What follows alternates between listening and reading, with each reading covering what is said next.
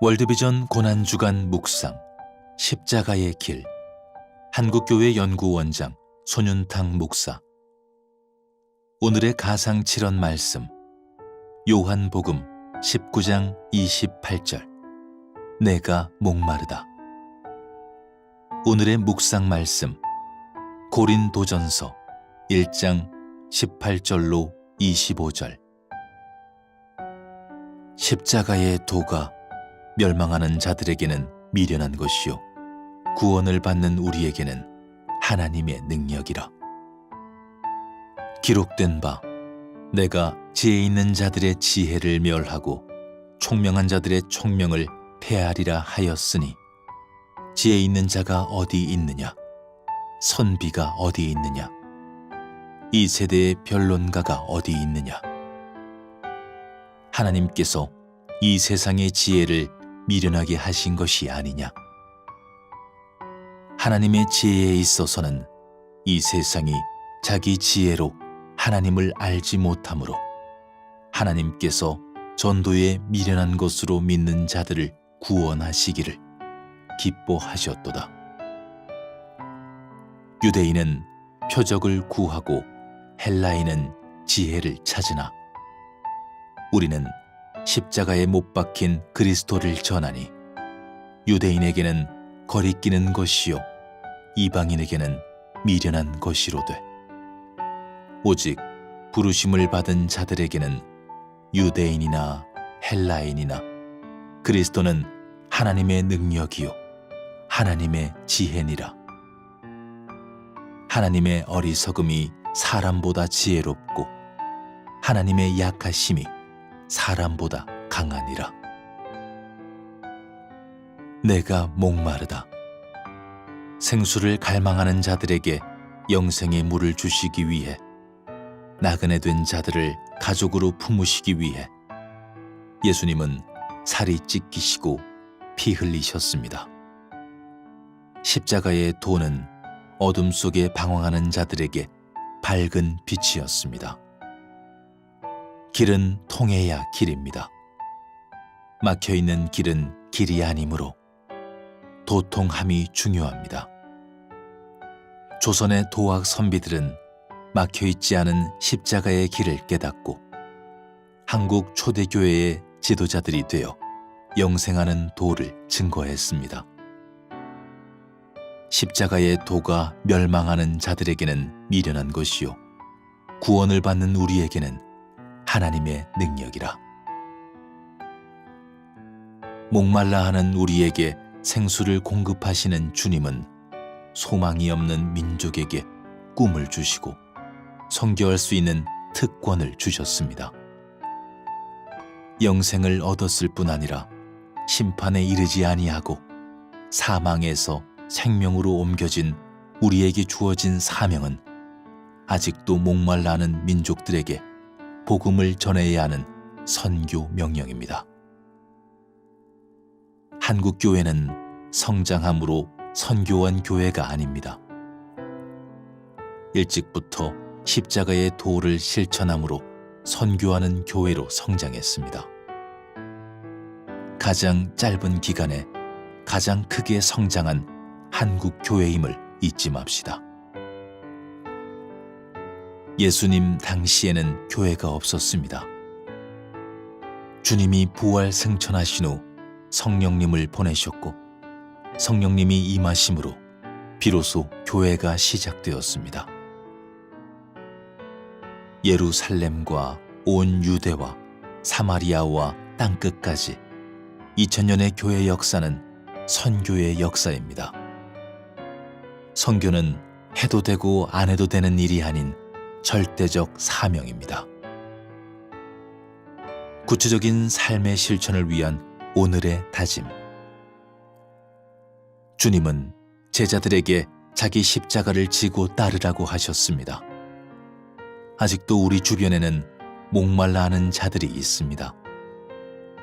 영생을 누리며 마음껏 생수의 물을 들이킬 수 있는 성도들이 가장 시급하게 감당해야 할 일이 선교임을 깨닫고 구체적으로 선교의 일에 동참할 수 있는 방법을 열거해 봅시다. 누구든지 제 목숨을 구원하고자 하면 잃을 것이요 누구든지 나를 위하여 제 목숨을 잃으면 찾으리라.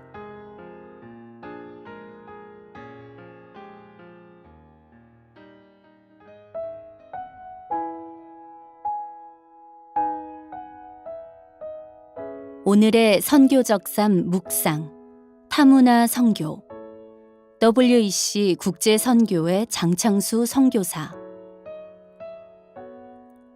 십자가에서 끝까지 사랑하신 예수는 사망 권세를 이기고 부활 후 40일 동안 머무시며 제자들에게 하나님 나라를 가르치셨습니다. 그리고 승천하실 때 제자들에게 약속하신 성령이 임하시면 제자들은 권능을 받게 되고 예루살렘을 지나온 유대와 사마리아 넘어 땅끝까지 가서 복음의 증인이 될 것이라고 말씀하셨습니다. 예수님이 이 말씀을 하시던 때를 생각해 보면 그것은 선언이자 약속이었습니다. 사람들은 하나님의 창조 세계 전체가 어떤 모양인지 어디까지인지 한참 뒤에 알게 되었고 당연히 땅끝이 의미하는 곳을 명확히 알지 못했습니다. 다만 믿음과 순종으로 그 걸음을 시작했습니다. 하지만 오늘 우리가 살아가는 세상에서 예수의 말씀은 성취이자 결과가 되었습니다. 숱한 고난과 저항 속에서도 어느덧 복음은 지구상 대부분의 나라에 전해졌고 드러난 형태든지 은밀한 형태든지 교회가 세워졌습니다.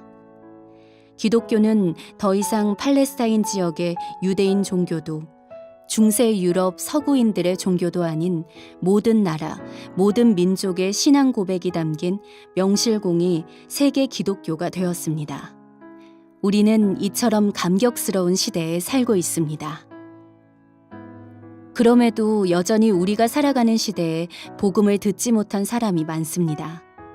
세계 기독교 연구센터 통계에 따르면 2024년에 접어들며 전 세계 인구 약 81억 명 가운데 모든 분파를 포함한 기독교인은 32.4%로 추산합니다.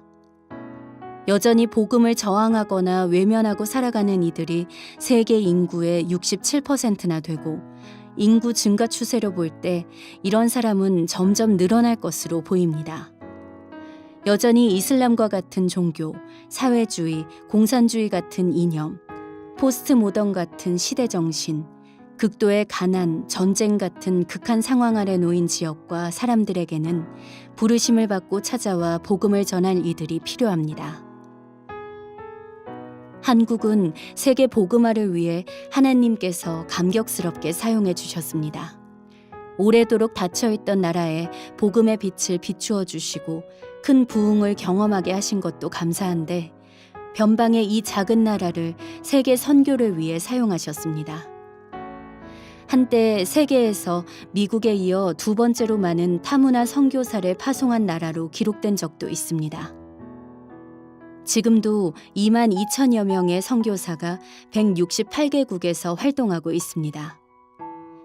이는 하나님의 부르심에 믿음과 순종으로 반응한 이들과 한국교회가 거둔 소중한 결실입니다. 하지만 이제 한국교회는 선교 강국에서 선교 선진국으로 거듭나야 할 때입니다. 얼마나 많이 보내느냐, 얼마나 많은 일을 했느냐에서 얼마나 필요한 사람들을 보냈느냐, 얼마나 선한 영향력을 미쳤느냐를 생각해야 합니다. 한국교회가 계속 하나님의 선교와 부르심에 생생하게 응답하고 알차게 쓰임받기 위해 선교 환경의 변화를 바로 이해하고 보다 공동체적이고 총체적인 선교 문화를 함께 만들어가야 합니다. 지금은 영웅들의 시대가 아닌 위대한 공동체 시대입니다. 한두 사람의 활동에 수백, 수천 명이 대리만족하는 시대가 아닌 모두가 어떤 형태로든 세계 복음화 마지막 시대에 동참해야 합니다. 예수는 도시는 물론이고 지방도 두루 다니셨습니다. 회당에서 가르치시며 천국의 복음을 전파하셨고 모든 병든 것과 약해진 것들을 고치셨습니다. 마음에는 늘 그들을 향한 애틋함과 간절함을 품으셨고 제자들에게 제2의 주기도문이라 할 수 있는 추수할 것은 많지만 일꾼이 적으니 주인에게 일꾼을 보내달라 기도하라고 가르치셨습니다. 우리는 많은 선교 영웅을 알고 있습니다. 그들은 귀하고 값진 인생을 살았습니다.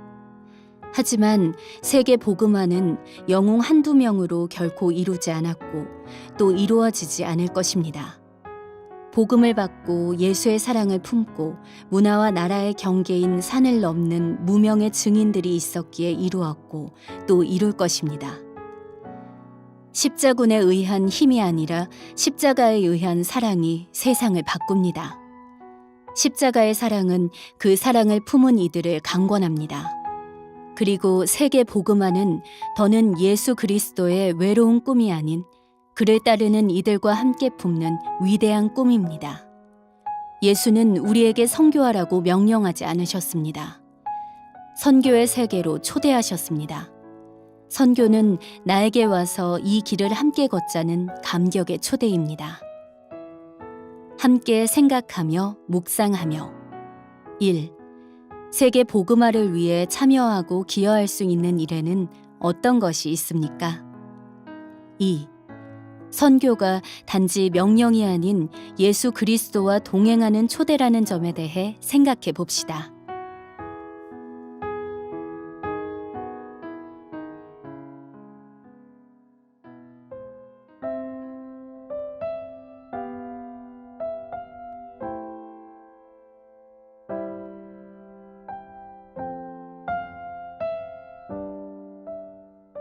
오늘의 기도. 하나님, 셀 수 없이 많은 증인을 곳곳에 세우셔서 예수 그리스도의 복음을 땅끝까지 증거하게 하신 것 감사드립니다. 예수 그리스도가 다시 이 땅에 오시는 그날까지 세계 복음화를 위해 애쓰는 백성이 되게 하시고 예수가 걸어가신 길을 따라 걸어가게 하소서. 예수의 꿈이 우리 모두의 멈추지 않는 꿈이 되게 하소서. 예수님의 이름으로 기도합니다. 아멘.